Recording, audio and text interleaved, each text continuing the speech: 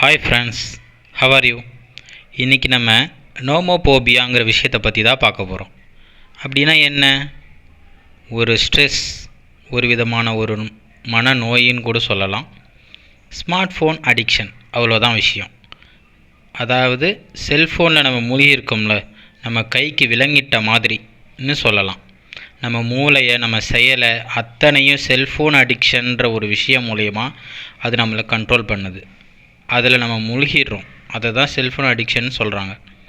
அதை நோமோபோபியாங்கிற ஒரு வேர்ட் மூலிமா குறிப்பிடுறாங்க. நம்ம மக்கள் நேரத்தை வீண்வெறியம் செய்கிறாங்க. இதில் சோஷியல் மீடியாவில், கேம்ஸில், இன்னும் பல ஓடிடி, இன்ஸ்டாகிராம், ஃபேஸ்புக், ட்விட்டர், இன்னும் நிறைய ஆப்ஸ் மூலிமாவும் நம்ம நேரத்தை செலவிடுறோம். அதே சமயம் இது மூலிமா பார்த்திங்கன்னா நம்ம எதை செய்யணும், எதை செய்யக்கூடாதுங்கிறதெல்லாமே மறந்துடுறோம். அதான் இதில் முக்கிய காரணமாக இருக்குது.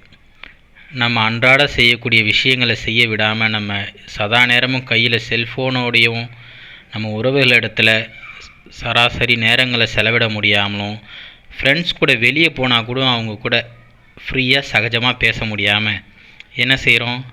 அனைவருமே செல்ஃபோன் கையுமா தான் இருக்கோம். ஒருத்தருக்கு ஒருத்தர் பேசக்கூடிய நேரங்கள் கூட வீணாக்கிட்டு செல்ஃபோனுடனே இருக்கும். அதுதான் விஷயம். அப்புறம் பார்த்திங்கன்னா இந்த செல்ஃபோன் நம்மளை தூங்க விடுறதில்ல.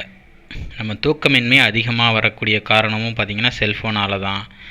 கழுத்து வலி ஏற்படுறதும் இதனால தான். கண் பார்வை குறைபாடு ஏற்படுறது இதனால தான்.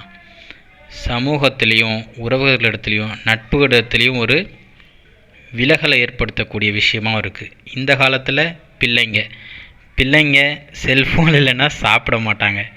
அது அனைத்து வீடுகளையும் நம்ம தினந்தோறும் காணக்கூடிய விஷயமாக இருக்குது. சரியாங்க? அப்புறம் என்ன, இதிலேருந்து வெளியே வர்றது தான் நம்ம பார்க்கணும்.